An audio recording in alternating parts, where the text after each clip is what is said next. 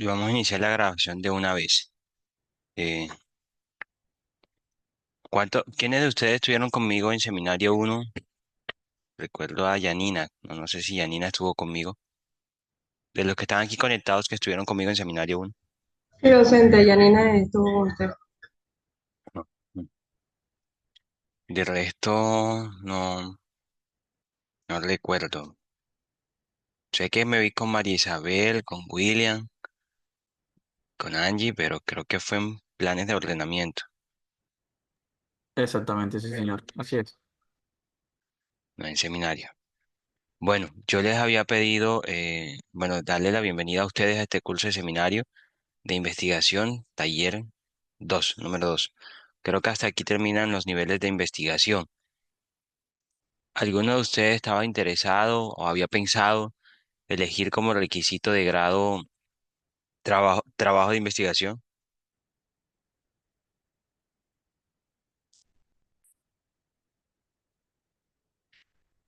Ninguno. ¿Cómo se quieren graduar? ¿Prácticas? ¿Diplomado?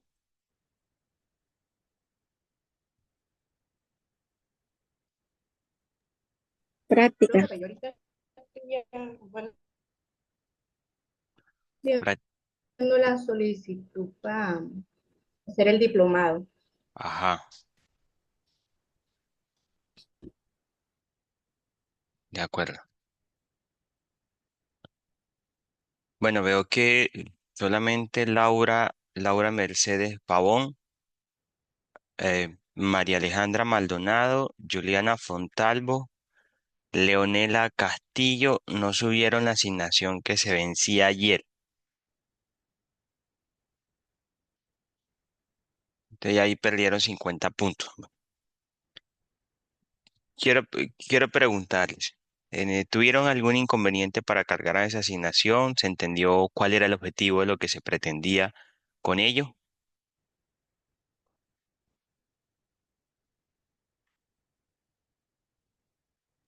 Sí, profe, yo tenía una inquietud. Yo subí 2 veces porque no leí una parte y hice el comentario y subí nuevamente el documento. Ajá, pero lo cargaste. Sí, señor, lo subí 2 veces porque primero lo subí sin el comentario que usted pidió y luego escribí el comentario y subí nuevamente el documento. Ok, ok, muy bien. ¿Alguien se le olvidó el comentario de indicar cuál era sus aportes o sus expectativas para el trabajo de investigación con el grupo que está proponiendo, ¿no?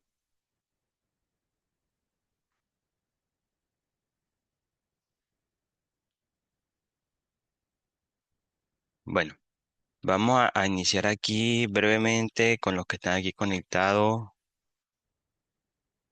Aldemar Potes. Aldemar, ¿estás aquí? Sí, profe, acabo de entrar. Listo, muy bien. Pero unos minutos más para tomar la asistencia. Tú dices que vas a trabajar o estás trabajando con María Isabel. Sí, profe, nosotros venimos trabajando venimos con el trabajo de investigación uno. Ok. La relación entre los mecanismos de transparencia y rendición de cuentas, confianza ciudadana y ética de los funcionarios públicos en la gestión pública colombiana. Pues todas esas variables hacen parte del concepto de gobierno abierto,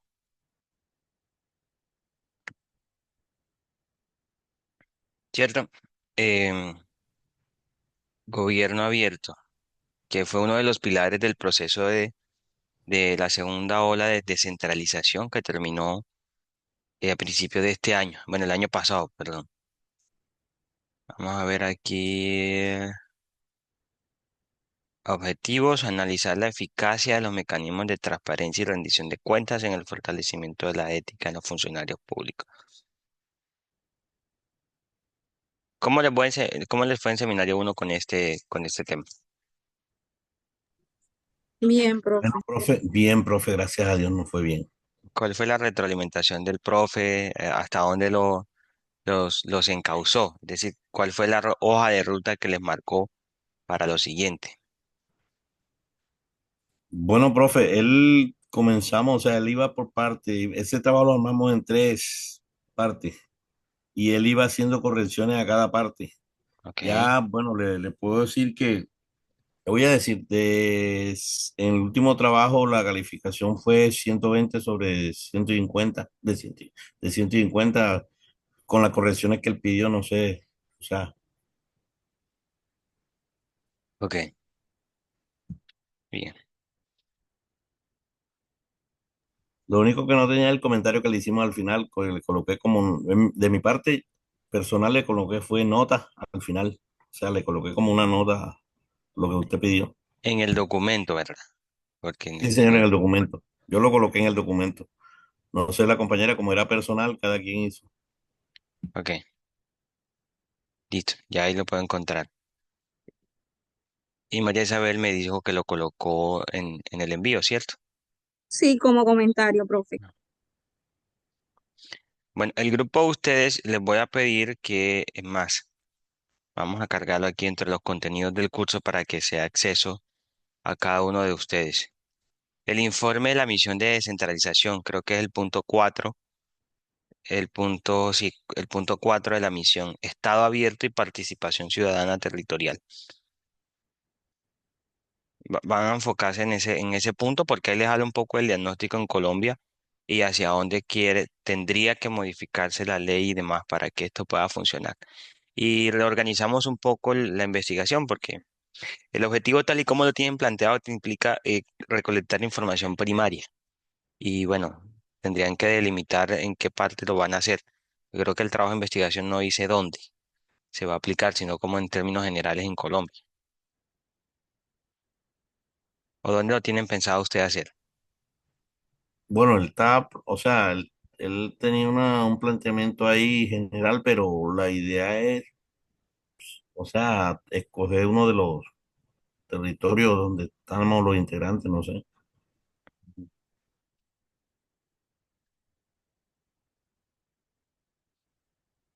A ver cómo lo agregamos acá.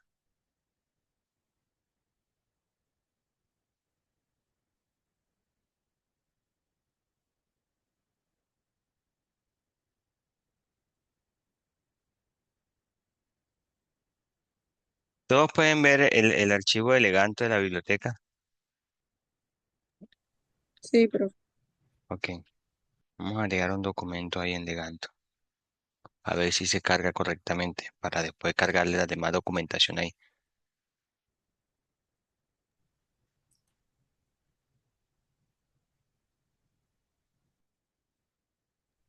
Bueno, yo ingreso ahorita a ver porque hay veces que me ha presentado problemas para ingresar, no sé. Bueno, está abierto. Informe misión de descentralización. En teoría, igual tengo que organizarlo porque tengo que cargarlos en la biblioteca. Pronto no dentro de la plataforma por el tema de derechos de autor. Pero para que todos puedan acceder ahí, se los dejé dentro del contenido del curso en en el ítem Biblioteca Germán Bulamella.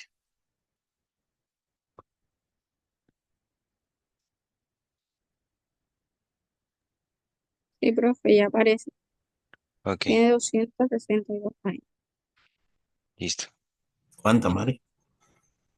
262. 262. Mm, Ustedes saben que la administración pública se está reformando, ¿verdad? Hay unos temas que trataremos de reorientar en los trabajos de investigación. Les digo, de la misión de descentralización, el año pasado, en la Semana del Administrador Público, se hicieron varios eventos en el marco de esa misión. De hecho, vino el director a la universidad. No sé cuál de ustedes estuvo participando, pero sí hubo una buena participación de manera virtual y presencial de los estudiantes del programa en el evento. Entonces, esta misión lo que buscaba era un poco revisar cómo se están dando las relaciones entre los diferentes niveles de gobierno en Colombia, ¿no? Nivel departamental, municipal y el nacional, así como también los sectores centralizados y descentralizados del poder público. sobre todo en la parte gubernamental, que es donde está la mayoría del aparato del Estado. Y la misión, bueno, realizó un diagnóstico un poco de lo mal que estamos, sobre todo en los departamentos y municipios periféricos, y trató de plantear una serie de propuestas. Dentro de esa propuesta estaba una modificación al sistema general de participación, que de hecho coincidió que una vez salió el informe ya se había aprobado la ley que modifica el sistema general de participaciones, donde el objetivo principal es transferirle más recursos a los municipios y departamentos. Es decir, de la bolsa total del presupuesto que se destina para esto del gobierno nacional, que es más o menos el 75% del presupuesto total del país, eh, el 23% va para los municipios y departamentos, solo el 23%, y lo que se busca es que en un lapso de 10, 12 años ese porcentaje aumente al 37,5. Imagínense ustedes lo que eso significa en plata. Si el presupuesto son 500 billones de pesos, el 75% vienen siendo ¿cuánto, ve?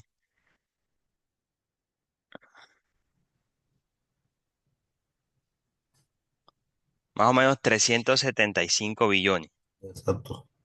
De esos 375 billones que hacen parte de la bolsa del Sistema General de Participaciones, eh, bueno, les miento, corrijo un poco la lógica del asunto. El porcentaje de participación sobre el total de los ingresos corrientes de la nación. Entonces, si los ingresos son 500 billones, se van el 23%, que son 115 billones de pesos. Es todo lo que actualmente el gobierno reparte a los municipios. Y ustedes saben que ese presupuesto a los municipios y departamentos está mayoritariamente condicionado para las destinaciones específicas que van que salud, educación y saneamiento básico. Y un poquito para el propósito general. Es decir, es una plata que ya está destinada para qué se va a usar. Prácticamente mantener las condiciones de funcionamiento de los municipios en los niveles en los que está actualmente, sin considerar los desafíos por contingencia que puedan suceder. Entonces, si ustedes se han dado cuenta, en cualquier municipio, cuando sucede alguna calamidad pública o un tema de emergencia, no hay plata. No hay plata para hacerle frente a eso. Y si se toman recursos, pues se le está quitando a otras, como el pago de los docentes o el pago de los empleados del sector salud en Profe, ese municipio. y en ese sentido el trabajo de nosotros, por eso fue que enfocamos también, porque es que, mire lo que te está diciendo, aumentar los recursos conforme está la situación ética en Colombia y la transparencia, también significaría el aumento de la corrupción si no se cambia Claro, de- entonces por eso es que la misión contempla en el punto 4 hablar de Estado abierto y participación ciudadana territorial, porque lo uno tiene que estar acompañado del otro. Bueno, en términos de plata, entonces, de los 115 en 10 años lo que se busca es pasar a, claro, esto es el valor en tiempo presente, ¿no? No sabemos que el presupuesto a futuro, pues obviamente va a ir aumentando al 0 punto, al 37,5%. Son a 187 billones de pesos, es decir, 60 billones de pesos más,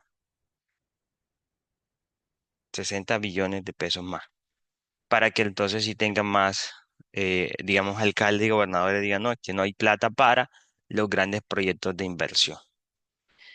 Entonces, es una de las misiones en lo que se está reformando la administración pública. Ahora, lo que se dijo es que ustedes, municipios, van a tener más plata, pero tienen que asumir responsabilidades, responsabilidades que anteriormente no las estaban asumiendo. Entonces, está trabajándose en el proyecto de ley que define las competencias, responsabilidades y funciones de los diferentes niveles de gobierno. Vemos que la administración pública en Colombia es un poco compleja porque contempla tres niveles de gobierno: del orden nacional, del departamental y del municipal. Lo que ha querido es que la mayor carga la asuman los municipios, porque son las entidades territoriales más cercanas a las necesidades de las personas en un territorio determinado. Y las gobernaciones, en teoría, lo que tienen que cumplir es un rol más de armonizar, articular entre distintos municipios y entre distintos departamentos. Hay una persona conectada como HP, si puede por favor cambiar su nombre, colocar el nombre eh, para que lo podamos identificar. Le agradezco. Y también está dentro de la misión de descentralización un paquete que implica reformar el aparato público. Es decir, que por algunas entidades se van a suprimir o se irán a reorganizar otras. Entonces, la oportunidad para ustedes, como administradores públicos en formación, ya casi para graduarse ahorita, es entender la lógica de por qué esto se está reformando, se está cambiando, para saber si los cambios propuestos estarían encaminados a resolver realmente el problema que se diagnosticó. Y ahí es donde digamos, la investigación juega un rol importante. ¿Por qué? Porque primero para yo poder realizar un diagnóstico, es decir, para poder acercarme a conocer la realidad, yo tengo que utilizar información bajo unas técnicas y métodos que me validen la confiabilidad de esa información. Es decir, no puedo elaborar un diagnóstico a partir de una opinión de un periodista, porque nadie me garantiza que es una información fidedigna, que haya sido validada, que se haya sometido a un proceso eh, de objetividad en el que pudo haber sido contrastado con diferentes fuentes. Que sea imparcial. Y el otro es el tipo de evidencia, el dato. Es decir, tiene que ser información real. Y para yo poder llegar a ese nivel, tengo que trazar un camino. Es decir, para poder hacer ese proceso de validación. Y en eso consiste la investigación. Luego, cuando yo puedo tener ese diagnóstico ya objetivo, centrado en la evidencia, en el dato, ¿sí? Entonces sí ya puedo entrar a analizar las propuestas. Lo que sucede relativamente en las políticas públicas es que el diagnóstico no se hace bien, luego la alternativa de solución no va a resolver nada porque no va a estar alineado con la objetividad, con lo que pasa en la realidad. Es decir, no entraría a resolver los factores determinantes de determinado problema. Bueno, y ahí es donde se abre la ventana de oportunidades para la investigación en la administración pública. Eh, por acá, creo que Agustín no está.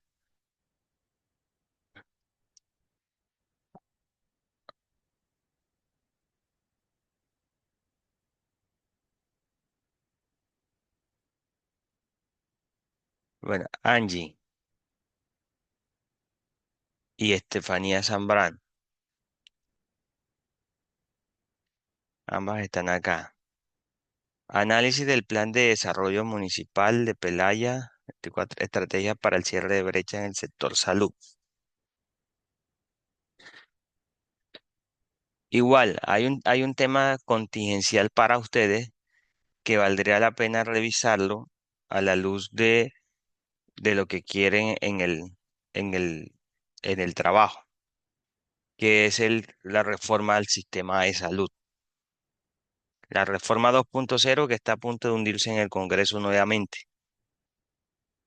Entonces, las metas que se proponen los municipios en términos de salud está condicionada a los recursos que ya están establecidos previamente y que es una plata que no va a alcanzar para resolver nada. De ahí la necesidad de reformar el sistema de salud. Eh, bueno, ya este trabajo lo conocía un poco y a él igual les voy a dar una retroalimentación para el ajuste.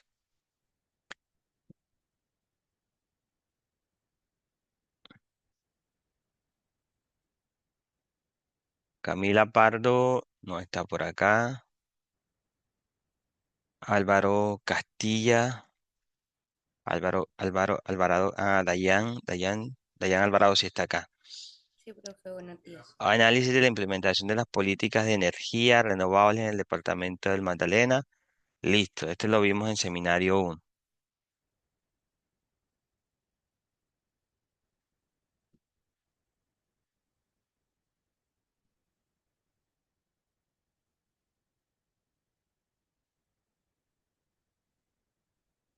Andrea Joana Espitia. Sheila Nicole Aldana. Creo que ninguna está conectada.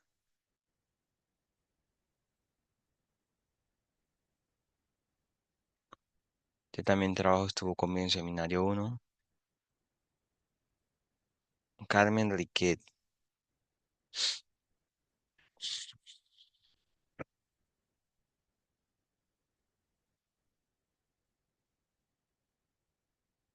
Propuesta de investigación, evaluación de la participación ciudadana en el municipio de Ciénaga.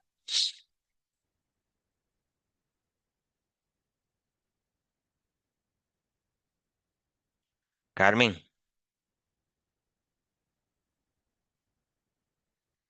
Carmen, Sí, profe, buenos días. buenos días. Esta es una propuesta nueva. Sí, señor. Ok. Y Rita es nueva compañera contigo. O sea, no estuvieron trabajando juntas en seminario uno.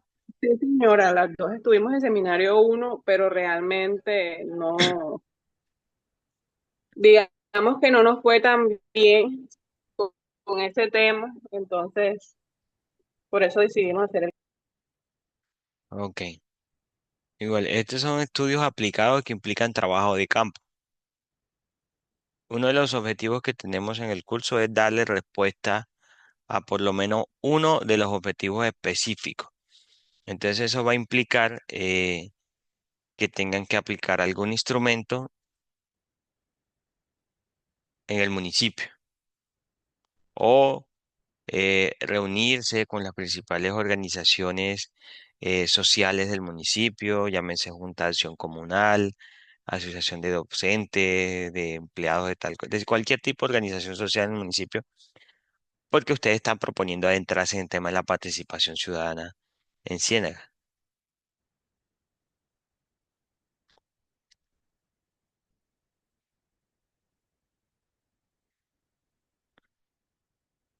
¿Sí me hice entender, Carmen?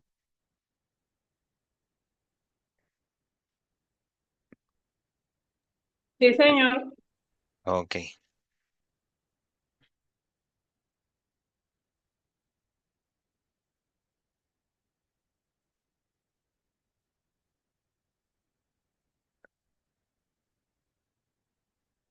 bueno, vamos a ver por acá.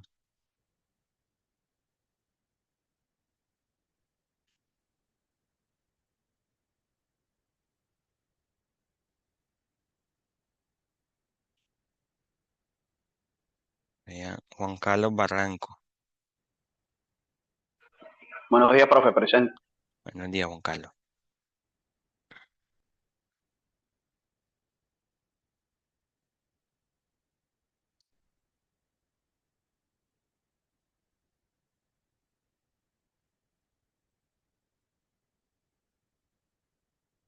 Entonces tú trabajaste con William Vizcaíno el tema de el piñón descentralizado, compromiso ciudadano para una gestión local eficiente. Sí, profe. Tiene que ver también con el tema de la participación ciudadana, que es hacia donde enfocamos la... Entonces, ya sabes lo mismo. Miren el capítulo 4 de la misión de descentralización para reorganizar el trabajo en función de eso. Listo, profe. Ahí nosotros, nuestra contribución está con base a uno de los objetivos específicos, que es la aplicación de los medios e instrumentos de obtención de información, las metodologías. Sí, igual el grueso también del curso es tratar de definir unas metodologías eh, pertinentes al tema de investigación que están proponiendo. La clave de cualquier investigación está en una metodología sólida. ¿Quién más está por acá? Leonela. Leonela. Bueno, tú no cargaste documento. No podría hacerte una retroalimentación. Dari.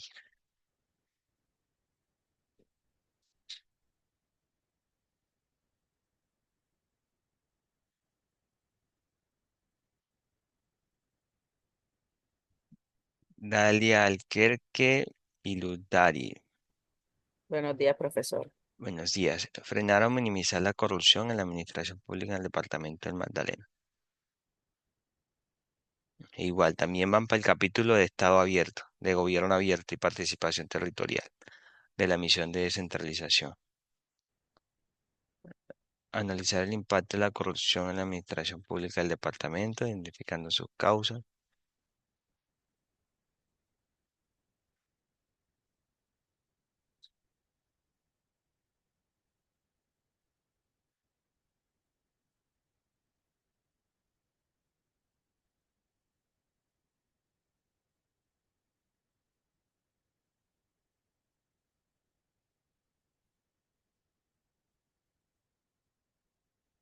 María Alejandra Maldonado, que tampoco subió documento.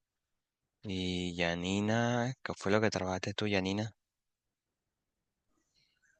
Buenos días, docente. Nosotros replanteamos otro tema porque todos los integrantes de ahí, excepto un compañero que es nuevo en la asignatura, a todos nos fue mal. Es el mismo grupo de trabajo del seminario uno, perdón, del seminario 2, pero no fue mal. Pero ustedes no Entonces estuvieron decidimos, ustedes estuvieron en seminario uno conmigo, ¿no? creo que sí, Ok. Y el nuevo es Álvaro Palacio. sí, señor. Sí, porque Edwin y Nadia, pues, Edwin y Nadia trabajamos, nosotros tres trabajamos juntos en la la materia pasada. situación de ordenamiento territorial. Bueno, listo. Creo que la mayoría de los temas están relativamente definidos en tres ramas específicas, entonces podemos profundizar en ello. Son descentralización, participación ciudadana, gobierno abierto, ordenamiento territorial. Ahí de pronto que se nos escape otro, pero creo que todos versan en ese mismo sentido. Bueno, entonces a partir de ya la otra semana ya les defino lo que vamos a trabajar. Voy a revisar las metodologías de los trabajos, les voy a proponer ajustes en el alcance del proyecto, eh, teniendo en cuenta que lo que, lo que pretenden abordar con la investigación es un campo muy amplio, ¿sí? Por ejemplo, el diagnóstico de la corrupción en Magdalena es un proyecto que bueno, requerirá una financiación bastante alta y bueno, ninguna de estas investigaciones tiene presupuesto para llevarla a cabo. Pero llevarla a la fase de propuesta, por lo menos en el objetivo uno que ya implica una caracterización de tipo conceptual o teórica. Una tarea que les dejo a los estudiantes que de pronto no vieron seminario uno conmigo, aunque no hayamos visto en plan de ordenamiento, yo siempre les he recalcado que puedan usar y dominar un operador bibliográfico, ¿sí? Siempre les recomiendo, pues, Mendeley, pero ahí está Sotero también. Estas son herramientas de aprendizaje libre, es decir, no tenemos como dedicación de horas dentro del curso, pero es necesario que usted pueda dominar y hacer un buen uso de la herramienta de operadores bibliográficos para que le ayude en el proceso de citación. Igual es una herramienta que está conectada con bases de datos bibliográficas. Eh, Mendeley en sí es también más que un operador, también le permite a usted la búsqueda de información científica. Entonces, todo el que esté logueado en la biblioteca Germán Meyer también puede tener acceso a Mendeley como buscador y a las diferentes bases de datos. Entonces, ya saben todos los que estuvieron en seminario uno con otro docente, ponerse al día con el proceso de el operador bibliográfico porque todo el proceso de citación debe estar debidamente en normas APA y el operador les ayuda a resolver ese asunto, ese tema.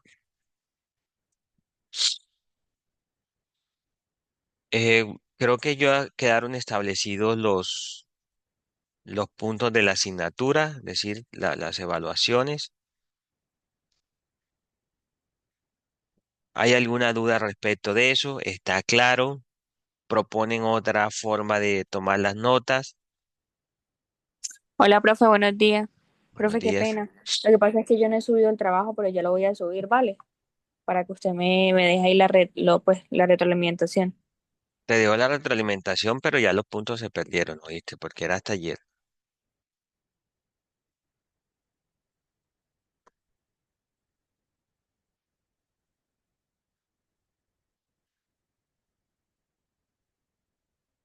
Entonces, les muestro para que sepan más o menos cómo vamos a evaluar y puedan programarse ustedes también,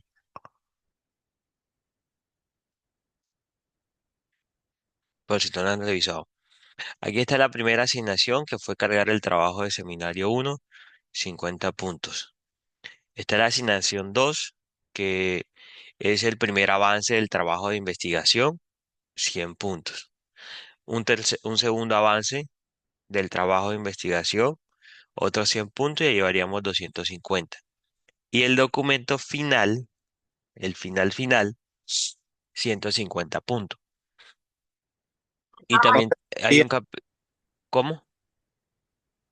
Buenos días. Buenos días. Profe, qué pena que no había entrado a la clase porque estaba en la clase 58 e incluso entraron dos compañeros más y se me hizo extraño hasta que entré a la plataforma y me di Ajá. cuenta que decía 54. Estaba en la 58. Ya acabé de entrar a la clase. La que, Ok. listo, profe. Listo. Bueno, bienvenido, Derwis. Listo, ok. Ok. Y está en una presentación de resultados de investigación. Es decir, como les dije, la idea es darle respuesta a por lo menos uno de los objetivos específicos y ya es presentar los resultados. Es decir, ya mostrar cuál fue el camino que tuvieron que surtir para llegar a esos resultados. Ya sea información a partir de la aplicación de instrumentos de recolección primario, es decir, algunas encuestas, algunas entrevistas que tuvieron que aplicar para que puedan explicar un poco cómo fue el proceso del procesamiento de los datos, el proceso de analizar los datos. Recuerden que en la metodología lo que primero hay que plantear es en ese camino del cómo lo voy a hacer. eh, Hay que revisar si la investigación va a ser de carácter cualitativa, ¿sí? O de carácter cuantitativa, o los enfoques mixtos que combinan técnicas e instrumentos de ambas metodologías, de ambos enfoques. Entonces, dependiendo el enfoque, así se van a estar ajustadas las técnicas y los instrumentos. Entonces, usted no puede decirme que usted va a aplicar un trabajo cualitativo pero va a aplicar una encuesta, porque no tiene coherencia. Las encuestas, por lo general, son instrumentos de enfoques cuantitativos, porque las encuestas tienes que presentarlas con datos. Ya las enfoques cualitativos ya requieren otras técnicas como la etnografía, la cartografía social, entrevistas, observación, que va más en función de las cualidades, ¿sí? Que tiene un fenómeno, un sujeto, un proceso en sí. Y lo cuantitativo ya implica a tener un conocimiento del funcionamiento o identificar la relación, incidencia de un fenómeno sobre otro a partir de los datos, ¿sí? A partir de los datos. Entonces, lo primero es clarificar eso para saber que las técnicas de uno, recolección de información. Entonces yo tengo que indicar cómo voy a recolectar la información. Entonces, como la mayoría de los trabajos de información secundaria es, bueno, listo, es información secundaria, voy a recoger los planes de desarrollo de las últimas 5 administraciones municipales o voy a tomar los artículos científicos que se hayan publicado sobre el tema en los últimos 5 años. Es decir, yo tengo que indicar de dónde voy a sacar la información que después voy a analizar y después tengo que indicar que listo, ya tengo la información, ya definí el cómo la conseguí, ¿sí? Ahora voy a definir cómo la voy a analizar, porque también existen técnicas para el análisis de información. Entonces, al tiempo que las vamos aplicando, las vamos conociendo, es decir, vamos conociendo cuáles son esas técnicas de análisis de información. Eh, bueno, me salté el procesamiento, sobre todo los que son estudios de corte cuantitativo. Yo consigo la información y luego cómo la proceso. Si a través de un software estadístico, ¿sí? O una combinación de técnicas de procesamiento de datos para luego sí pasar al análisis. Y ya al final es que yo voy a discutir los resultados. Pero antes yo tengo que saber cómo conseguir la información, cómo la procesé y cómo la analicé, para entonces sí dar respuesta al objetivo en específico. Entonces no es tan sencillo la investigación, pero surtir ese proceso es el que le va a permitir a cualquier investigador presentar información validada y que entonces esa información sí pueda ser tomada para la toma de decisiones en la administración pública. Entonces, ayer casualmente me encontré con un documento, se va a mostrar, habla de los tres enfoques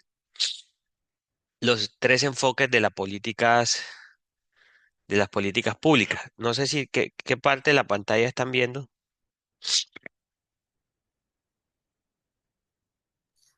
Las La valoraciones, profe. Ah, ok, valoraciones donde tiene asignaciones. ok, ok.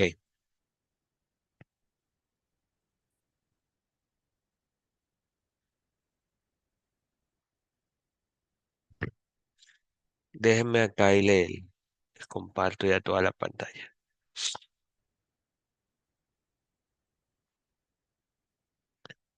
Les comparto este documento, está en inglés. Ahora, entre otras cosas, la mayoría de los documentos de investigación o de información en la administración pública están en inglés. Lo que ustedes pueden acceder por ahí en Google es información poco validada y con una rigurosidad académica que está muy por debajo de la mayoría de las cosas que se han publicado. Ya, este documento de Brian Head, yo no sé inglés tampoco, así que no se vayan a asustar. Para eso están los traductores de Google que le ayudan a usted o cualquier otra compañía a entender. Y también está el buen uso de la inteligencia artificial. Entonces, este es el asistente de inteligencia artificial para Adobe PDF. Entonces, yo le pido que me haga un resumen del documento en inglés que viene incorporado para que me indique de qué se trata el documento. Entonces, aquí dice que Brian Heath eh, habla de la incorporación de la investigación sistemática en el desarrollo de las políticas públicas y la evaluación de programas, radicando su importancia en qué, en la evidencia, es decir, el dato, el origen de la información que yo estoy utilizando para tomar decisiones. Y esa evidencia y esa información que sirve de base es el producto ¿qué? De un proceso de investigación. Entonces aquí les leo acá. Yo les pregunto al documento que me indique cuál es la idea central del autor del texto y que parafrasee no con las palabras del autor, sino ya una interpretación analítica del problema que pretende abordar. Entonces me dice que la idea central de Brian Heath es que el desarrollo de políticas basada en evidencia no se limita únicamente al enfoque técnico o científico, sino que requiere integrar tres perspectivas clave. Y esto va más o menos en función de cuál es el tipo de conocimiento que existe, ¿sí? Entonces dice que esas tres perspectivas son, ¿dónde están por acá? El conocimiento político, el conocimiento científico y el conocimiento práctico. Dice que esos tres lentes o perspectivas ofrecen diferentes tipos de evidencia. En conjunto, informan y enriquecen el proceso de diseño, implementación y evaluación de políticas públicas. Entonces, en los gobiernos subnacionales, como el caso del contexto Caribe, los municipios donde son originarios, la gran mayoría de ustedes, Magdalena, Cesar, eh, las políticas públicas se adoptan mayoritariamente ¿por qué? O por el conocimiento práctico o por el conocimiento político. por el uno y por el otro. Pocas veces, muy pocas veces, esas políticas públicas son adoptadas con información científica, es decir, información que se somete a un proceso de validación para tratar de entender que lo que se propone está aterrizado con la realidad. Entonces dice que el autor argumenta que las decisiones políticas, no se derivan exclusivamente de análisis empírico, es decir, basada en la experiencia, sino que están influenciados por el debate, el juicio y las dinámicas políticas. Es decir, obviamente los procesos políticos también son importantes en la medida que son las que mueven ese tipo de decisiones. Además, destaca que los problemas complejos y entrelazados requieren enfoques relacionales y sistémicos, en lugar de soluciones técnicas simples. En este contexto, las redes y asociaciones entre múltiples actores aportan una diversidad de evidencias, interpretaciones y prioridades. Entonces, fíjense que yo le pregunté que me indicaran a ustedes cuál era más o menos la perspectiva o el aporte que de manera individual usted le iba a desarrollar al trabajo de investigación que como corte grupal estaban realizando. Porque la participación de actores y de perspectivas es clave al momento de abordar un problema.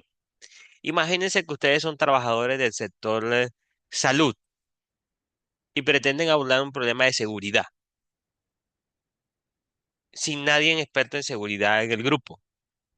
Entonces significa que ese abordaje que usted le va a hacer como experto o profesional de la salud sobre un tema de seguridad va a estar únicamente influenciada por la perspectiva del sector salud en temas de seguridad.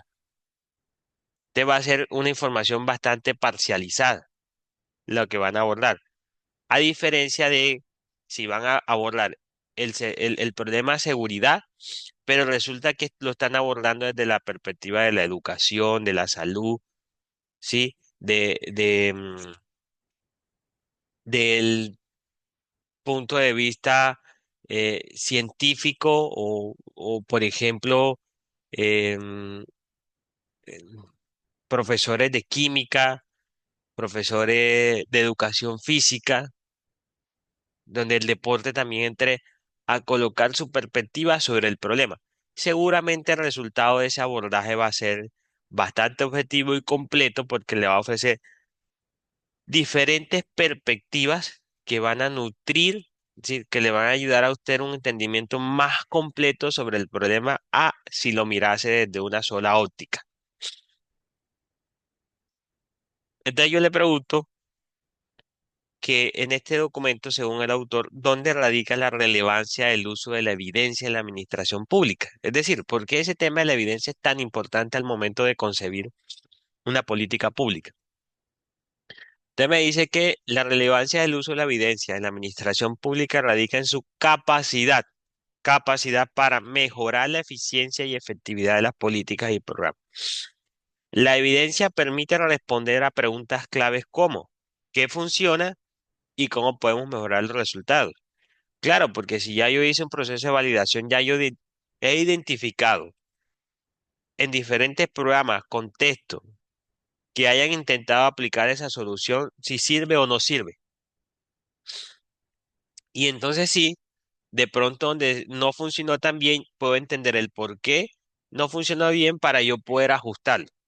Pero si lo que hacemos es adoptar alternativas de solución que ya se han replicado en otras partes y que no se evaluaron de si funcionaron o no, significa que yo puedo estar cometiendo el mismo error. Entonces, pregúntese usted, digamos, añadiéndole carácter ya aquí analítico, en su municipio, sobre los problemas que persisten históricamente, como la falta de agua, la contaminación, los problemas de salud, los bajos niveles de educación. ¿No será cierto entonces que cada uno de los alcaldes, gobernadores que ha pasado por el municipio ha propuesto soluciones a esos problemas? Y podrán preguntarse ustedes si esas soluciones realmente fueron efectivas, resolvieron el problema.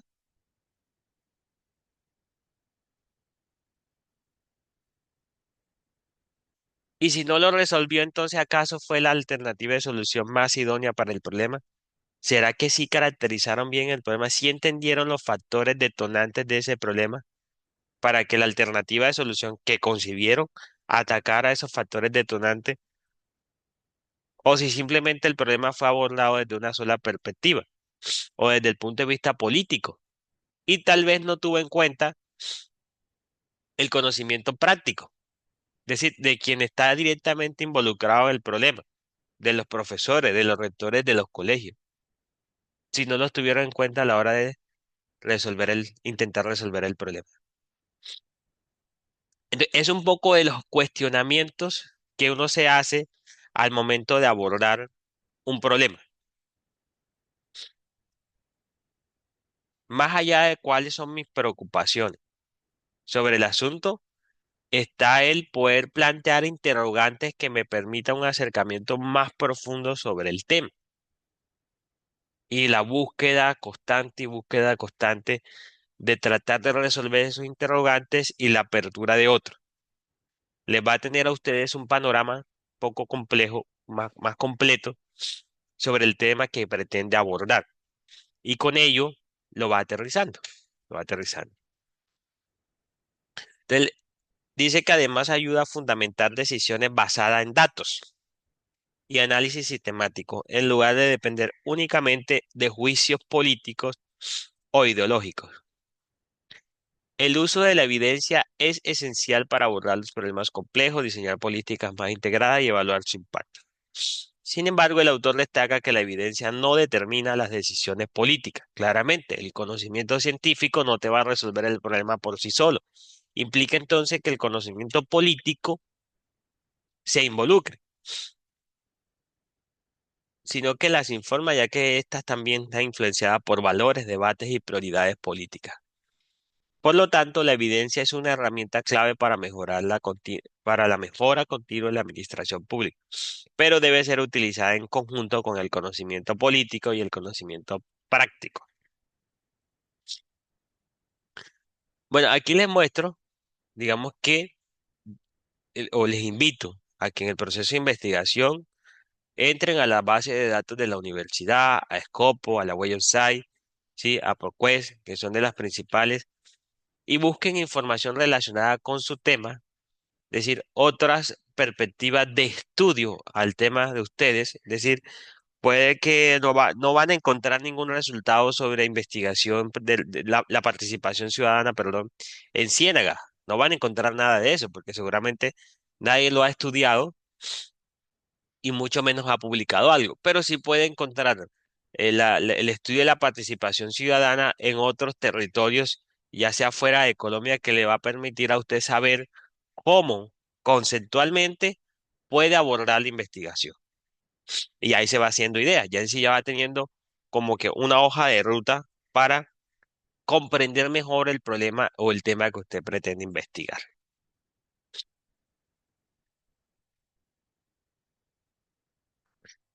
Y así sucesivamente. Entonces, cada uno de los avances, bueno, realmente vamos a entrar a entregar el primer avance y posterior a eso iniciamos el segundo y ya de quedan los comentarios para la información final. Pero esos últimos 100 puntos que van relacionados con la presentación de los resultados de investigación,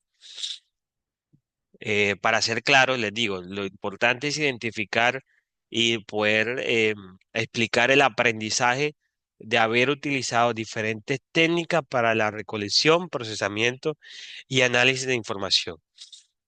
Siempre se los he manifestado, lo que ustedes, los que estuvieron en el seminario uno conmigo, que elegir un tema de investigación parte de escoger el tema que yo más domino, del que yo más sé, para saber entonces cómo profundizar y el resultado es que usted va a terminar siendo más experto en el tema que abordó.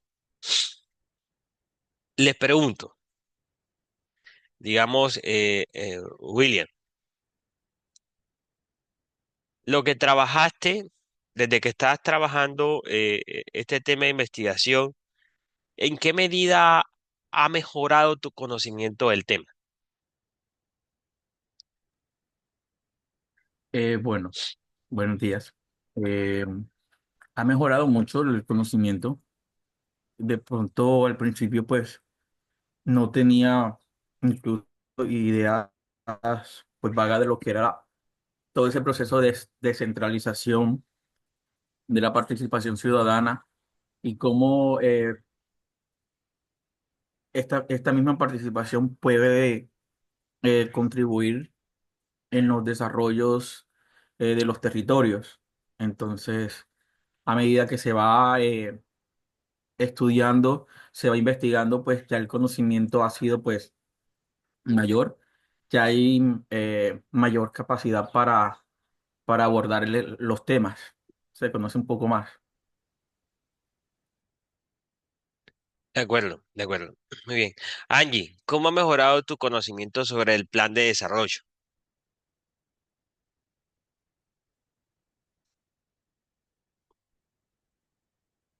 Angie o Estefanía, que estaban trabajando el tema del plan de desarrollo. ¿Qué me dijiste? Lo que pasa es que estoy aquí en el trabajo. ¿Cómo ha mejorado tu conocimiento sobre el plan de desarrollo, que es el tema que vienes investigando? Sí, señor. Pues nosotros en la parte que estuvimos investigando en el plan de desarrollo que estuvieron haciendo mejoras en el plan de salud en el municipio de Pelaya. Estuvieron haciendo capacitaciones al personal, pues no soy de allá, pero lo No, que me comenta la compañera sí.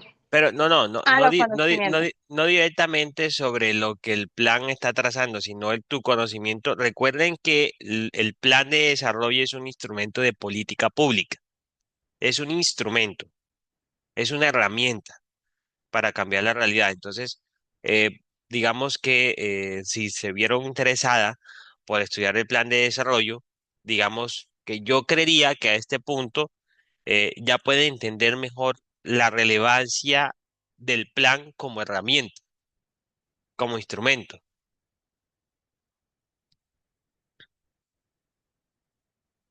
Les digo esto, digamos, también para los que están con el tema del plan de ordenamiento, y es que los presupuestos están condicionados a metas, indicadores que ya se trazaron. Y a ustedes ningún alcalde, ningún gobernador va a financiar un proyecto que ya no esté en el plan, es decir, que no haya sido concebido en el plan. No, que tenemos un problema, está en el plan, ok, listo. Si no está en el plan, no, porque significa que yo voy a dejar de financiar unas metas que me propuse por otras que no incluí. Luego yo voy a ser un mandatario que no cumplí con las metas. Por eso la importancia de uno revisar qué fue lo que se dejó en el plan. Y ahí es donde han sido un poco esquivos, que son uno de los aspectos que tiene que mejorar en la administración pública, y es que los planes de desarrollo, eh, por lo menos en los municipios que hacen parte de nuestro contexto, no especifican ninguna meta, ningún tema en específico, es decir, no se comprometen a nada en particular, sino temas muy generales, muy ambiguos. Mejorar la salud, sí, pero mejorar la salud, ahí cabe un montón de cosas.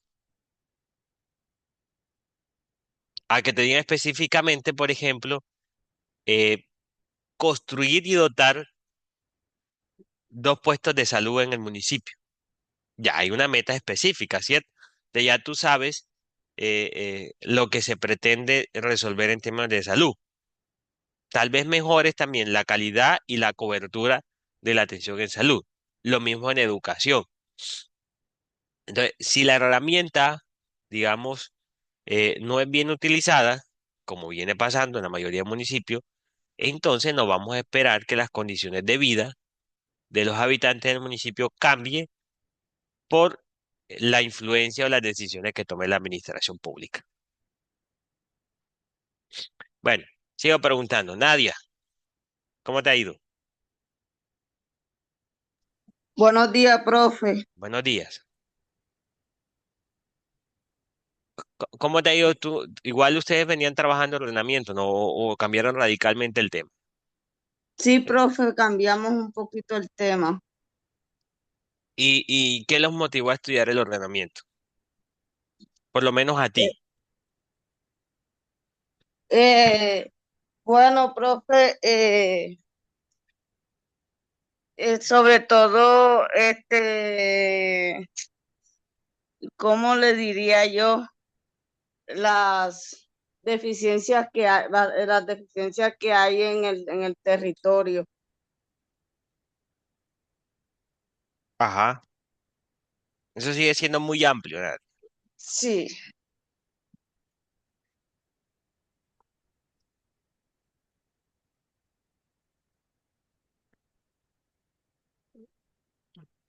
Proponte la meta, Nadia. Trata de entender conceptualmente el instrumento, el plan de ordenamiento. Trata de entender qué es, para qué sirve y qué contempla.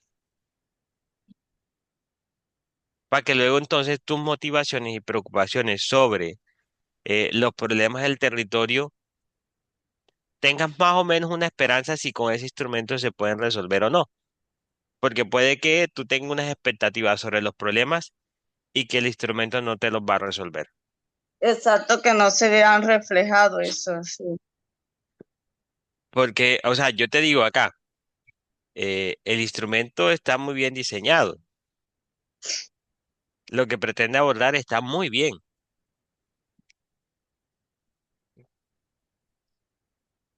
El que no se esté utilizando es otra cosa. De hecho, de entre los procesos de descentralización y de cambio en la administración pública, eh, no significa que la teoría esté mala, sino que hay un problema entre las capacidades técnicas para abordar esas teorías, el presupuesto que se destina para ello y la implementación. Porque si usted mira municipios o departamentos que más o menos están en los cinturones de riqueza, por llamarlo así, aunque no es que sean más ricos, sino que han tenido un mejor desempeño. Caso de los municipios de Antioquia, los Santanderes, ¿sí? Incluso algunos del Atlántico. Pues tienen los mismos instrumentos, ¿sí? Que ha tenido a disposición Pelaya, que ha tenido a disposición La Gloria, que ha tenido a disposición la zona bananera, Fundación. Los mismos instrumentos. Porque en la administración pública el alcance es en todo el territorio, sobre todo en el sector descentralizado, en las entidades territoriales. Los mismos procesos de administración del presupuesto. Entonces usted se preocupa porque históricamente estos otros municipios han venido mejorando. Y no significa que allá no haya habido corrupción. Igual también se roban la plata que acá, en mayores o menores cantidades, ¿sí? Ya no sabríamos cuánto es la dimensión, pero igual pasa. Entonces, como lo decía el director de la descentralización, pero resulta que el conocimiento es importante. La preparación y la formación de las personas que laboran para entender esos procesos hacen la diferencia. Entonces, pregúntese usted, ¿tú de dónde eres, Nadia? Del Paso, profe. Pregúntate tú en El Paso quiénes son expertos en ordenamiento territorial. O antes de que llegara el proceso de actualización del catastro multipropósito allá en El Paso, ¿quién sabía de catastro en el Paso?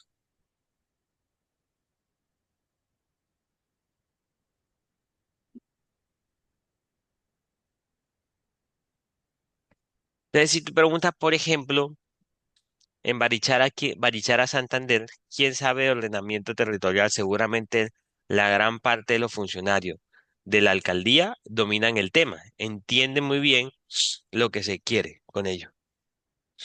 Eh, entonces, eso explica mucho de las condiciones de los atrasos que tenemos. Regálame un segundito por acá, por favor.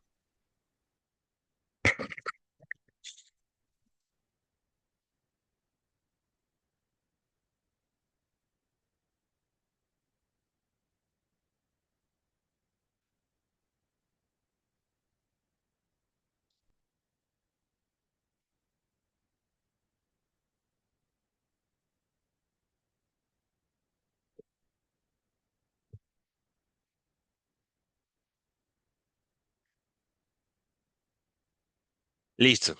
Qué pena ahí la interrupción. Y en esa dinámica, entonces, un poco de las metas que nos proponemos nosotros desde el programa es que usted pueda conocer esas herramientas en la administración pública. Como les digo yo a ustedes, no se sabe mañana, tarde o temprano, un contratico, aquí sea de prestación de servicios para que trabaje en la Secretaría de Planeación de cualquier municipio. Entonces ya usted va a ser alguien que conoce el instrumento, que le va a aportar, le va a dar valor, le va a generar valor a la Secretaría, ¿sí? Y parte de los desafíos que tenemos en ese tema de evidencia es que no tenemos disponibilidad de datos, ¿sí? Como hay muchas fallas en la administración pública, los que van a abordar el tema de gobierno abierto, cuando comiencen a revisar cuántas rendiciones de cuentas se hicieron en la administración anterior.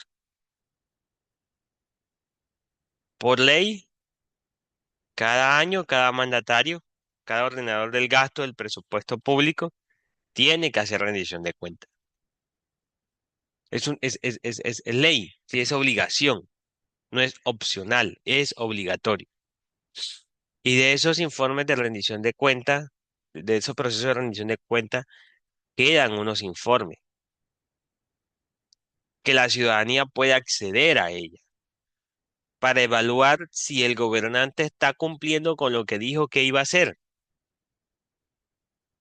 ¿sí? Cuando se va a construir la política pública, debe participar la ciudadanía, debe estar diferentes actores involucrados para la toma de esas decisiones. Entonces usted empieza, cuando comiencen a buscar dónde están esos informes de rendición de cuentas, o los que ya han venido abordando el tema, no sé si han intentado hacer el ejercicio práctico de buscar información sobre las rendiciones de cuentas de los municipios donde van a hacer el análisis.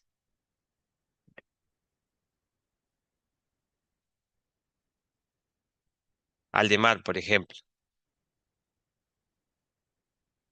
Sí, profe, acá en el municipio sí la realizan anualmente el alcalde, Es pero decir, que real, tienes pero insumos. real, pero realmente, o sea, las que presentan son digamos, a veces no especifican tanto el dato, si no se invirtió tanto en tal, o sea, no hace tantas especificaciones. ¿Y cómo comparas tú eso? ¿Cómo contrastas? Es decir, la idea de conocer o de volverte experto Profe, del tema es que tú puedas tomar el plan de desarrollo. Ah, ok, listo.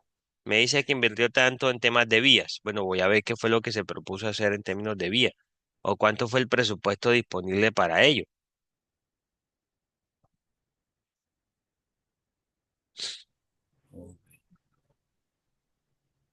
Listo, tú accedes a la información, ¿verdad?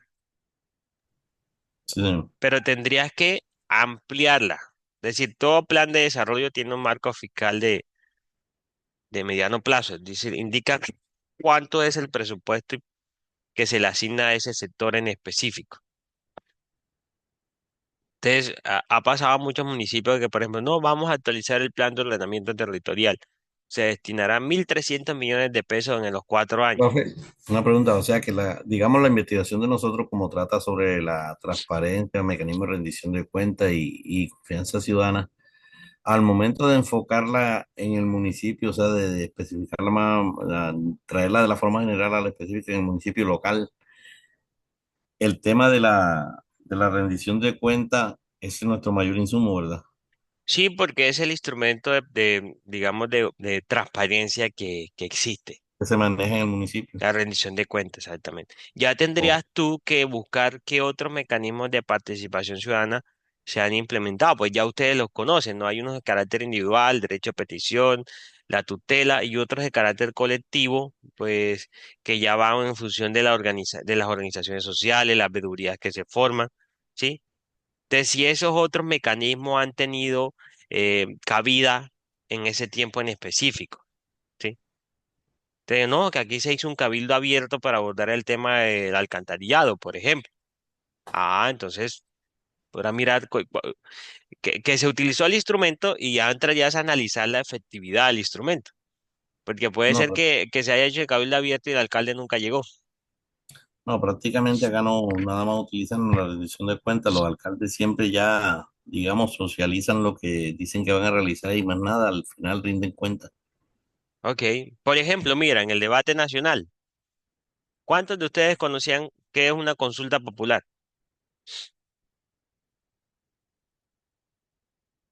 ¿Quién la conocía? Lo que era una consulta popular.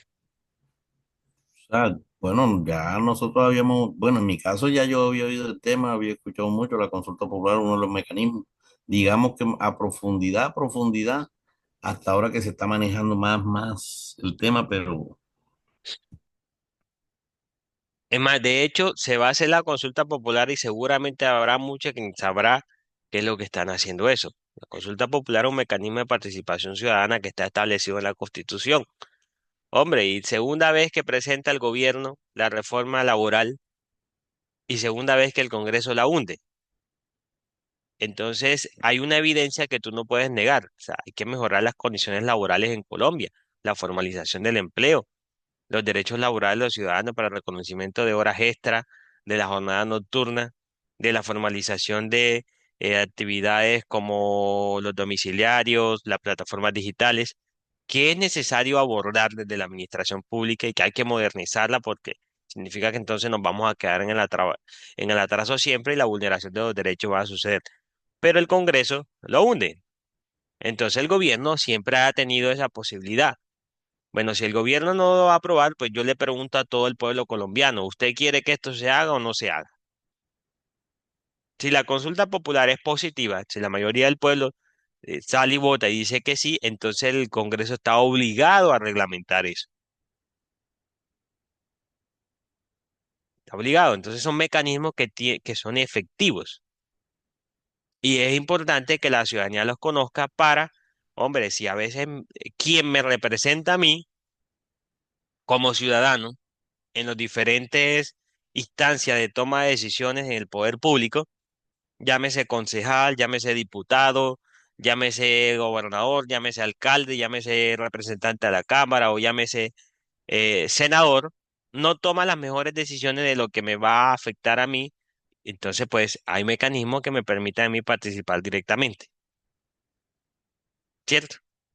Entonces, de hecho, en los municipios también se pueden hacer consulta popular sobre cualquier tema y no necesariamente tiene que ser abordado o convocada por el alcalde o los concejales. La sociedad civil organizada puede convocar una consulta popular. Puede hacerlo. Entonces son mecanismos de participación ciudadana que están ahí disponibles para ser utilizados.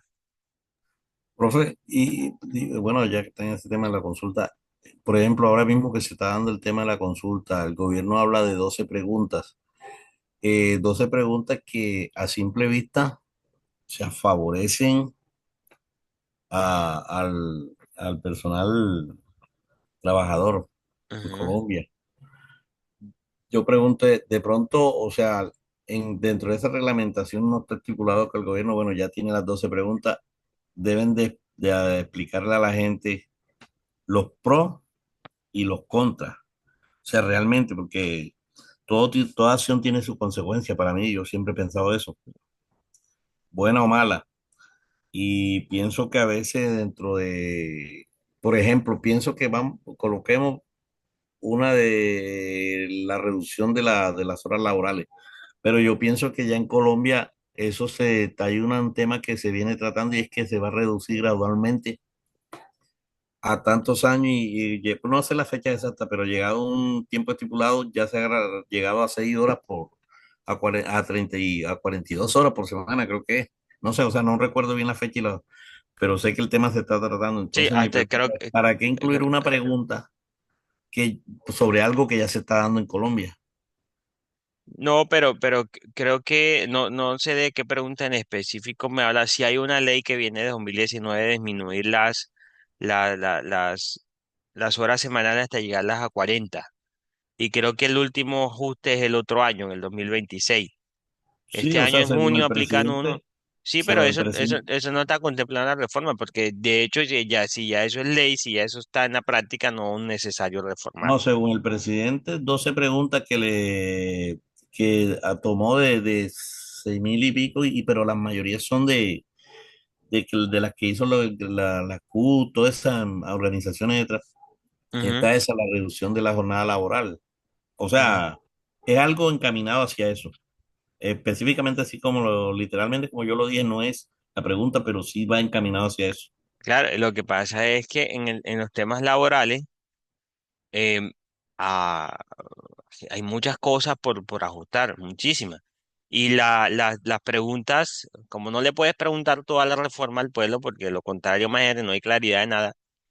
eh, el objetivo era entonces escoger los temas más relevantes de lo que se pretende reformar, es decir, lo más relevante, lo que puede necesitarse en el marco, porque hay cosas que el gobierno por acciones gubernamentales puede ir ajustando poco a poco, ¿sí? El aumento de los salarios, la disminución de los salarios, lo puede ir haciendo. Cada año lo hace, ¿no? Pero ya cosas estructurales como modificar la jornada laboral, ¿sí? Eso tiene que hacerse por ley. Aquí les voy a mostrar las preguntas de la consulta. Me dice, la primera es, ¿está de acuerdo con que el trabajo de día, es decir, trabajo diurno, dure máximo 8 horas y sea entre las 6 de la mañana y las 6 de la tarde? Entonces, eh, si usted sabe, la jornada laboral no necesariamente tiene que ser de 8 horas. No imagínese usted un vigilante que trabaja 12 horas, turnos de 12 horas y a veces hasta de 14 horas. Es la vulneración de derechos que tiene esa persona y que son de 10 de la noche a 10 de la mañana o de 8 de la noche a 8 de la mañana. Y el pago por ser trabajo de noche no se está reconociendo. Usted mira que la jornada laboral sea hasta las 6 de la tarde y que de ahí para adelante debe tener un recargo. Entonces, si tiene que pagárselo al trabajador por trabajar de noche, Bueno, más de lo que ahí es actualmente donde tiene de pago. pronto no entiendo, profe. ¿Está de acuerdo con que el trabajo de día dure máximo 8 horas y sea entre las 6 a.m. y las 6 p.m.? O sea, en ese sentido, yo pienso que la pregunta debió plantearse de otra forma, porque es que de todos modos la jornada laboral se está disminuyendo No, no, no, o sea, gradualmente. claramente, pero es que si tú colocas, si tú 8 horas por 5 días a la semana son ¿cuánto? 40 horas.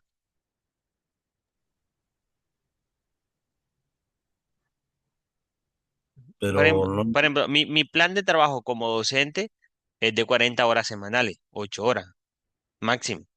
Yo puedo trabajar más allá de las 8, pero ya se me tiene que reconocer como ingreso extra.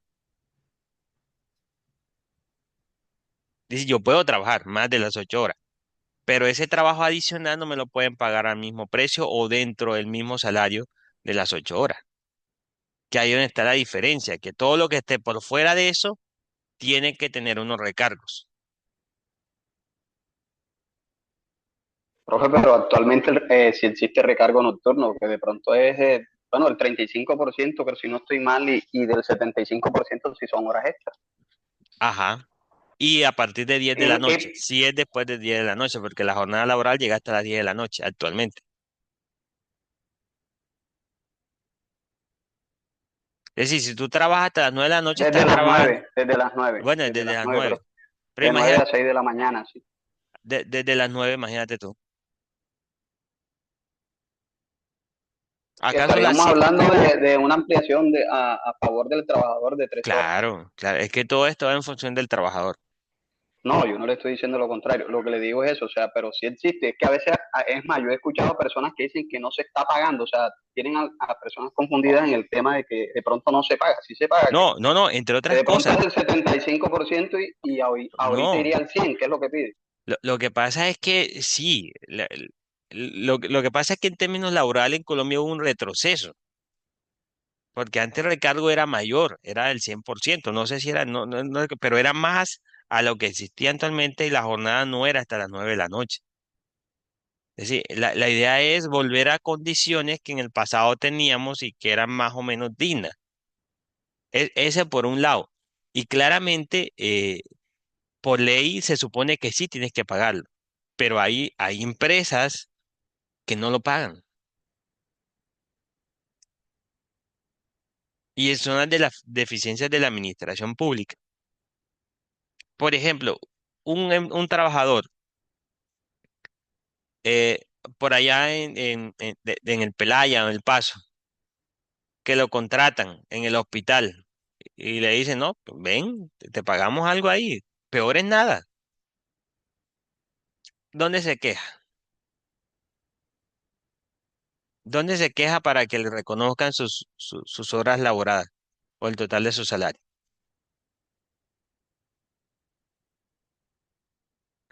El personal de la salud en los hospitales de los municipios que demoran hasta 6 meses para pagarle. Todavía. No es la cuestión todavía sigue pasando. ¿Dónde se queja?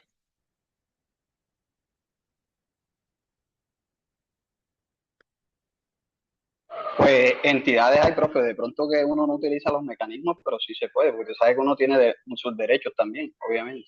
No, Pienso yo claramente. acá, porque si está regulado, pues se Ajá. puede pelear por el, Ajá. Lo porque es que algo pasa que está, o sea, es algo que está, y es, creo que la diferencia va a ser en qué sentido, bueno, tocaría esperar a ver si se aprueba, Dios permita, pero que no se sigan pasando por la faja otra vez la ley, es que ahí es donde están las condiciones.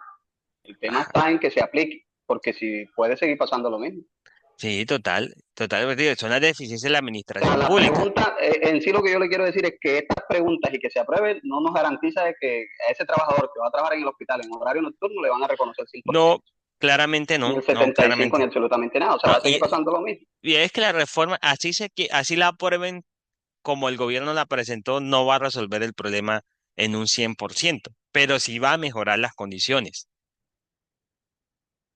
Sí, profe, exacto, de algunos. Ahí es donde, bueno, yo he debatido bastante este tema Ujú, con amigos y me gusta esa parte porque la que se hizo, que se retrocedió, que considero que no era la forma, había que buscar una estrategia de pronto distinta de generación de empleo. No ujú. podemos desconocer que sí generó, obviamente, mayor empleabilidad en Colombia. En esta está el temor de que de pronto se reduzca el empleo a través de que, por ejemplo, una empresa, yo tengo una microempresa, nosotros somos unos socios, tenemos 4 personas trabajando a las que le estamos pagando sus derechos laborales y todo su trabajo. Pero si a mí me obliga de que tengo que pagar del 75 al 100% de recargo nocturno, tengo que, con ese mismo ingreso que yo sigo trabajando, pues obviamente me tocaría reducir de pronto dejar de a un trabajador por fuera para poder compensar el gasto que voy a tener adicional como empresa. O aumentar el precio de venta de tu producto o el servicio que Pero estés prestando. Y el consumidor final, exacto, profe. exacto, y el consumidor final, ¿quién es el que? Ahí es donde está el problema. El ingreso está en que si yo aumento ese producto, llega a otro y me lo coloca más Aumenta la caro. inflación, Y profe, puedo aumenta el terminar quebrando consumo. la empresa. O sea, son que uno debe analizar como empleador y como trabajador. Es donde yo le hablaba de los pros y los contras de esta Sí. cuestión, o sea, que deben de explicarle a las personas más o menos los pros y los contras para que uno, el que vaya a decidir, las personas que vayan a la consulta, puedan definir, bueno, voy por esto, o sea, voy por sí, voy por no, Porque ya, es pero que si si a hay mí un a simple reglamento, vista me muestran una imagen como la que se está publicando en redes, Ujú. esto es lo que te conviene, sí, sí, sí, sí. O sea, no, yo pienso que falta pedagogía y estoy de acuerdo con lo que dice Aldemar. Yo no estoy en contra de esos derechos, yo pero tampoco. vuelvo y le repito, yo tengo una microempresa que nosotros tenemos unos gastos. Si yo le aumento al cliente, el cliente de pronto puede pasarse a otro porque yo tengo una competencia. Nosotros somos 3 en unos sectores, en unos municipios.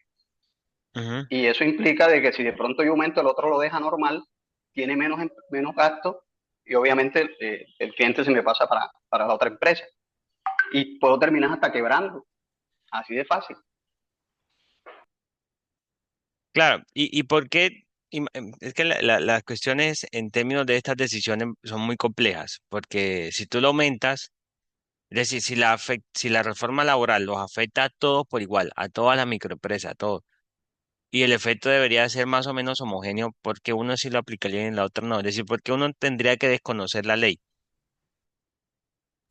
No es desconocimiento de pronto lo que dice el compañero, profe, de pronto es tema de gastos, como dice él, aquí hablando nosotros sin ser expertos en Sí, eso. a simple vista, lo que yo le digo es, por ejemplo, esa parte, o sea, yo me baso en la parte en la que nosotros estamos cancelándole a unos empleados todo su proceso legal, además tienen su seguridad social, tienen sus prestaciones sociales, eso implica de que si yo paso de 6 a 9 ahorita mismo está un 35% de recargo, Ujú. pero ya de 6 a 9 pasaría al 100%, ya eso, en ese horario me está aumentando un 65%.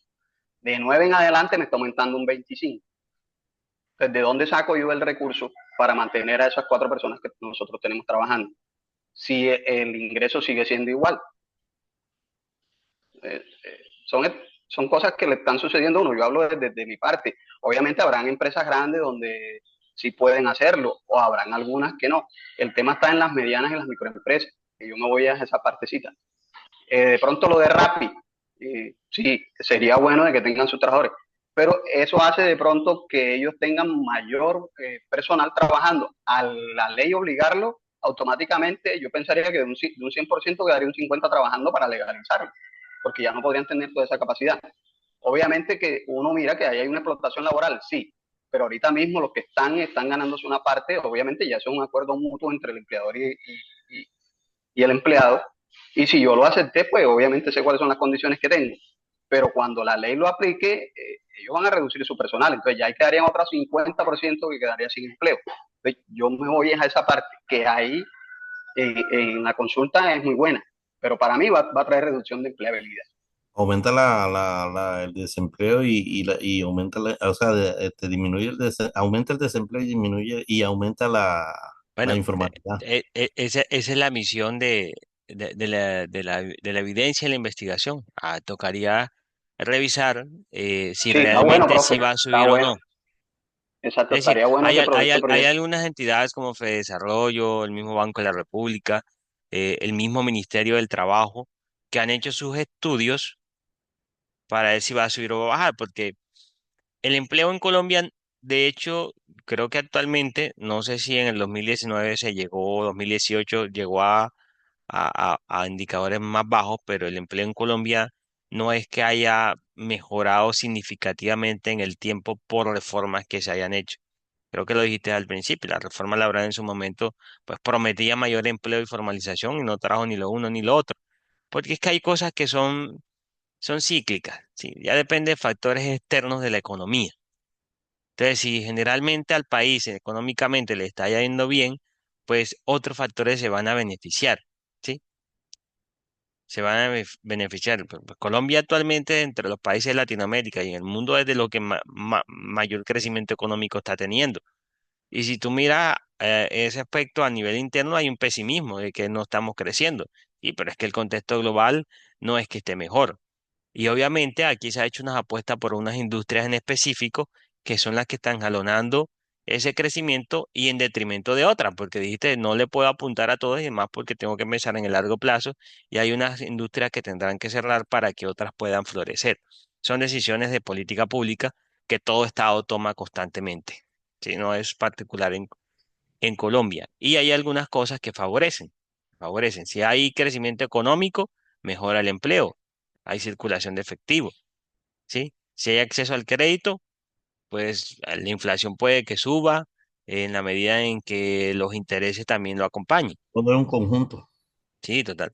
Pero lo que me refiero es que la competitividad de país tiene que mejora en la medida en que temas como estos se aborden con la seriedad misma. De hecho, hay muchas inversiones que al país puede que no estén llegando por los índices de informalidad, porque no hay personal cualificado o por la misma, digamos, estabilidad jurídica del país frente a las condiciones tanto para el empresario como para el empleado. Es decir, todo ese tipo de variables, grandes inversionistas las tienen en cuenta al momento si llegan o no. Y en Colombia sigue dependiendo mucho de la administración pública para el movimiento de la economía. Les digo, en municipio, en la mayoría de municipios, el empleo que existe o el crecimiento económico que existe es por la administración pública. De resto, la posibilidad de empleo es nula, es nula. Pero le indico, vayamos a la evidencia, consultemos la evidencia que dicen los estudios. Y claramente siempre, siempre que hay una reforma, que hay un cambio, hay unos ganadores y unos perdedores. Siempre lo va a haber. Ahora, las políticas públicas parten de un principio, de que van a ser más los beneficios que los perjuicios. Es decir, que va a ser más los beneficiados que los perjudicados. Entonces, si eso es así, se toma la decisión. Pero Sí, nunca se podrá hacer siempre una prima el bien reforma general. cuando los perjudicados van a ser más que los beneficiados. Porque eso por ley no se puede hacer. No, de pronto, en mi caso no estoy no tengo discusión a eso de que, o sea, van a ser los beneficiados. Yo lo que digo es de pronto le falta más pedagogía en el tema de los pros y los contras para que la gente pueda tomar una decisión en conciencia y con conocimiento de lo que va. Sí, claramente, claramente. No, en eso estamos de acuerdo. Y para eso se conformaron los comités del sí y los comités del no. Ahora, digamos, ahora, ¿cuál es la preocupación del Congreso? Que gran parte de estos elementos centrales de la reforma ya habían sido relativamente concertados, eh, negociados con las empresas, algunos sindicatos, y la posibilidad de la consulta es que ahora el gobierno lo está presentando tal y como lo había presentado inicialmente. Es decir, ya ese proceso de negociación lo suprimió estas preguntas por precisamente las consecuencias del hundimiento de la reforma en el Congreso. Y mira Ay, que profe, y ahora hay un tema que falta la aprobación del Congreso y el Congreso puede jugar sus réditos políticos o no puede, o sea, la opinión ante la imagen ante la gente, porque ahora falta la aprobación del que para que se dé la implementación. el tema es que en esa primera puja el Congreso perdió. Y por eso el Partido Liberal presentó una contrapropuesta con básicamente gran parte de estos puntos y a las que inicialmente se había opuesto. Y el mismo presidente del Congreso, del Senado, pues está llamando a la conciliación nuevamente. Y en las mayorías, digamos, por fuera de la comisión, creo que el gobierno sí tiene gran margen para que se aprueben esas preguntas. Luego entonces está quien tiene el mayor aparato en alcance territorial para promover el sí o el no. Pues, el tema del debate está bueno en la consulta. Ojalá y se pueda, que se participe. Bueno, y habrán quienes no van a participar también, porque No, y obviamente, hay una ganancia que eso es rescatable, que le permite que el grueso de la ciudadanía por lo menos comience a enterarse, a conocer más de estos temas, a tener más sí, empoderamiento profe, por los procesos hace públicos. parte, fíjese que hace parte de ese mecanismo, hace parte de lo que, de la mayoría que estuve viendo, lo que usted estuvo, de los trabajos de investigación que estamos adelantando y la mayoría, fíjese que estamos casi que perfilados en el tema de la participación ciudadana y obviamente este es uno de ellos. Sí, es correcto. Y puede que salgan mal. Sí, no, el hecho que se haga no necesariamente significa que va a salir bien. Puede que salga mal. Pero se destaca ya el conocimiento del instrumento, del mecanismo, que para tener la garantía de no volverte a equivocar.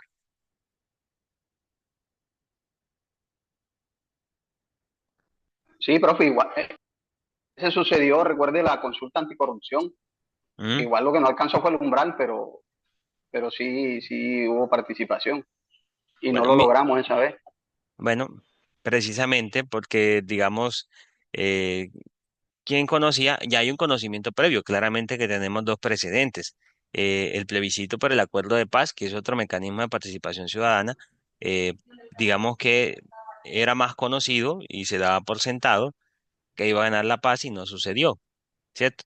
Entonces también hay como dos precedentes Bueno, en que el ese cabe país ya resaltar, profe, de reconoce. que no se, exacto, digo, en ese, disculpe que lo interrumpa, en ese cabe resaltar que ese plebiscito ganó el no al final obviamente sí se llevó a cabo el proceso de implementación, o sea, no se tuvo en cuenta de pronto la decisión del pueblo.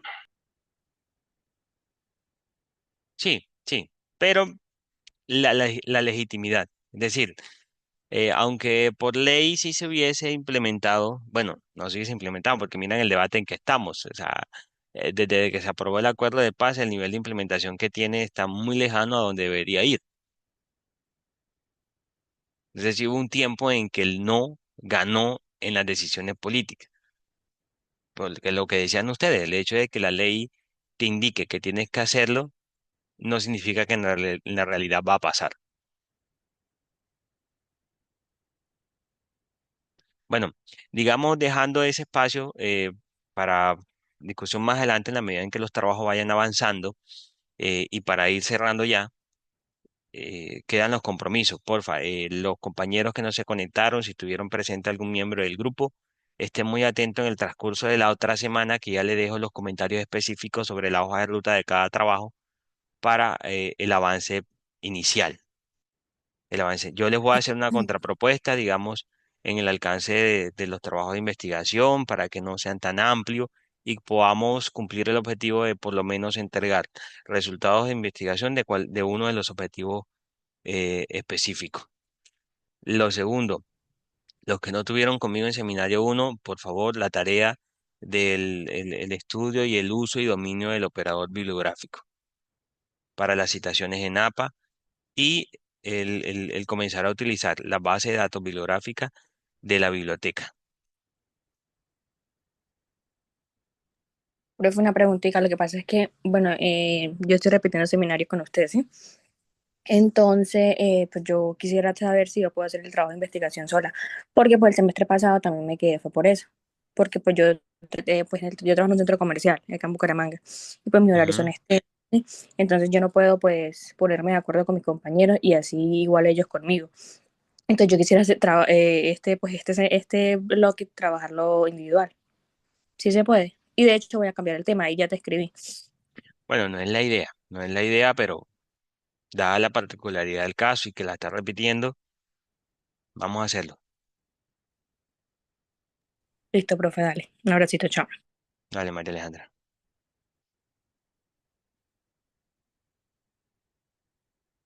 ¿Dudas al respecto?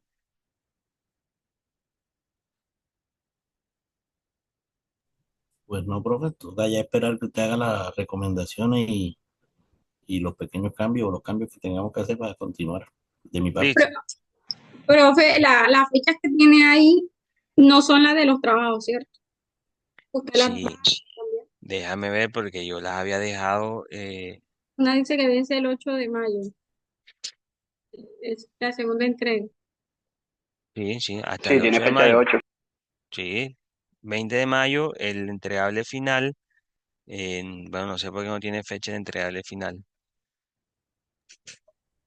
Pero Mm, en Profe, eso pero de entregarles no si tiene Pero toca si esperar tenemos la indicación que de otra esperar, nada. semana, profe, ¿Cómo? ay, si nos toca esperar la otra semana, ya se nos acortan los días para No, hacerlo. no, sí, no, digamos que ustedes pueden seguir profundizando, es decir, el hecho de que yo a día de hoy o mañana no les deje los comentarios no significa que usted no puede seguir leyendo sobre su tema. No, uno puede seguir Ah, leyendo, pero de claro. pronto los cambios que le va a hacer, o sea, el manejo que le va a dar, los cambios que le va a dar al tema, no, o sea, sería bueno tener primero los cambios y uno decir, bueno, vamos a enfilarnos por aquí, vamos a Sí, enfocarnos por claro, acá, pero vamos a le buscarle digo, esto por ahí. hay dos cosas que ustedes pueden ir haciendo. Y una cosa que es el ajuste al documento a lo que yo le estoy solicitando. Y la otra es, usted debe seguir ampliando su conocimiento del tema.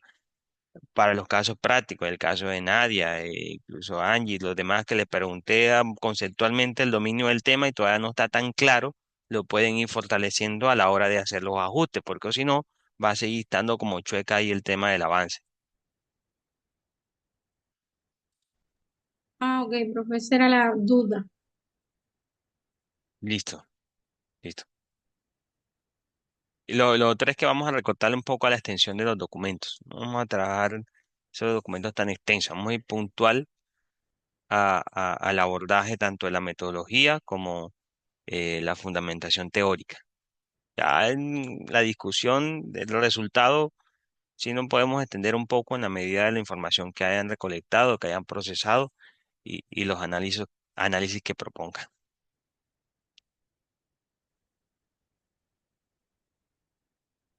Bueno, no siendo más, vamos cerrando. Me voy a desconectar temprano hoy, tengo un compromiso familiar. Nos veríamos, nuestro próximo encuentro sincrónico quedó para cuándo.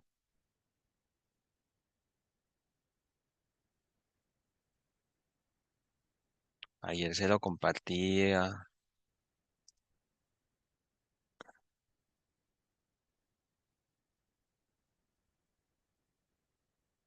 El 10 de mayo. 10 de mayo. Sí, eso lo está Sí, en el horario. no, sábado 3 de mayo. Es decir, el próximo sábado nos vemos nuevamente. Tomamos el próximo sábado para resolver las inquietudes sobre los comentarios que les haga yo para el primer avance de cada uno de los grupos. Así que por lo menos un miembro del grupo debe conectarse.